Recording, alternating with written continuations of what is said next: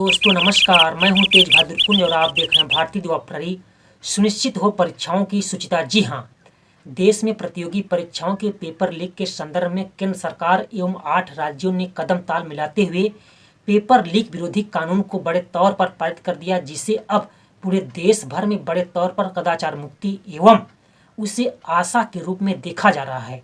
और अभी हाल में ही देश भर में डॉक्टर प्रवेश परीक्षा यानी नीट एग्जाम का पेपर लीक हो गया था, जिससे बड़े तौर पर पूरे देश के विद्यार्थी प्रभावित हो गए थे और वे अपने आप को ठगा हुआ महसूस कर रहे थे।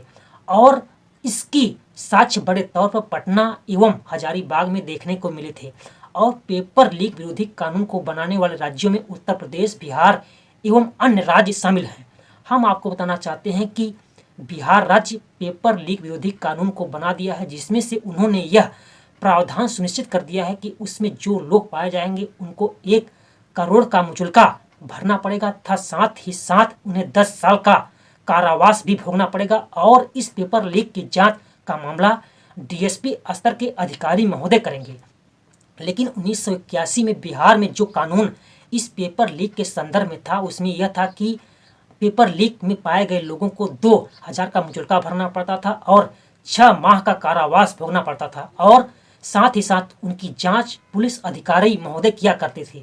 लेकिन अगर ऐसे संदर्भ में पूरे देश के राज्य मिल कर के आए और ऐसे कानून को बना दें तो पूरे देश को कदाचार की मुक्ति का रास्ता साफ हो जाएगा और देश अग्रिम पथ की ओर बढ़ना शुरू हो जाएगा। और हम यह कहना चाहते हैं कि अगर स्कूल, विद्यालय एवं हाई स्कूल, इंटरमीडिएट एवं स्नातक स्तर, विश्वविद्यालय स्तर पर जो नकल एवं पेपर लीक की घटना का मामला समाचार पत्रों में एवं चैनलों में देखने एवं सुनने को मिलता है, अगर सभी राज्य आकर के इसकी भी शुचिता को सुनिश्चित कर दें तो बहुत बेहतरीन हो जाएगा और इन शैक्षणिक कारखानों से बेहतर वस्तुओं का उत्पादन होने लगेगा और समाज और देश एक उन्नत पथ पर अग्रसर हो जाएगा।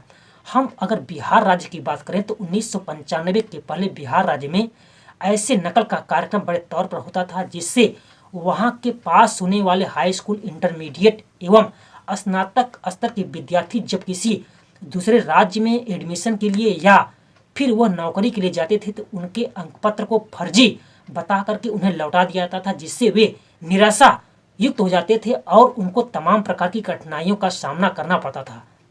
ऐसे संदर्भ में पटना उच्च न्यायालय ने ऐसे कदाचार की मुक्ति के लिए एक जनहित याचिका पर सुनवाई करते हुए उन्होंने कहा कि अब हाई स्कूल, इंटरमीडिएट एवं अन्य स्तर की परीक्षाओं का मामला वह जिलाधिकारी एवं प्रमंडल आयुक्त के निर्देशन में होगा। जब उनके निर्देशन में ऐसी परीक्षाएं कराई गई तो इंटरमीडिएट में 15% एवं हाई स्कूल में 16% मात्र रिजल्ट आया।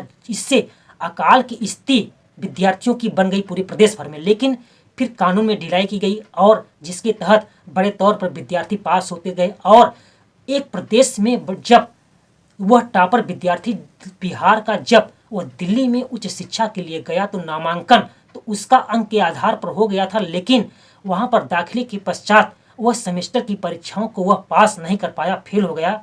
ऐसी स्थितियों में वह इस प्रकार की कुरीतियों को दर्शाता है कि इसको रोकने के लिए कानून बनाया जाए ताकि गुणात्मक शिक्षा का पूरे देश भर में निर्माण हो सके। और वहाँ के एक नागेश्वर राय जो दिवंगत प्रोफेसर हैं, उन्होंने अपनी एक किताब में इसका जिक्र करते हुए उन्होंने कहा है कि अल्प ज्ञात शिक्षा इस प्रकार से शैक्षणिक कारखानों से जब 477 विद्यार्थियों में से 461 विद्यार्थी प्रथम आए तो यह मामला जब प्रकाश में आया तो बड़े तौर पर इसकी जांच हुई तो पता चला कि मात्र इसमें से 3 विद्यार्थी ही प्रथम श्रेणी में आए हैं। ऐसे में इन फर्जी शैक्षणिक कारखानों को बंद करना होगा और उनके बड़े तौर पर उनको नकेल उस पर कसना होगा, तभी सुनिश्चित शुचिता तैयार हो पाएगी और देश और समाज का कल्याण हो पाएगा।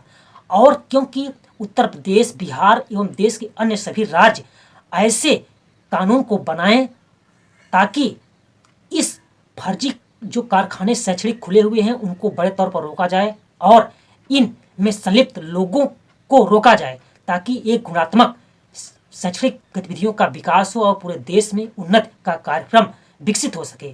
बहुत बहुत शुक्रिया। ऐसी सूचना को प्राप्त करने के लिए आप हमारे चैनल को सब्सक्राइब करिए। हम आपके द्वार तक ऐसी हर खबर एवं अनुसंधान संबंधित बातों को लेकर के आपके समक्ष रखते रहेंगे। बहुत बहुत शुक्रिया। जय हिंद, जय भारत।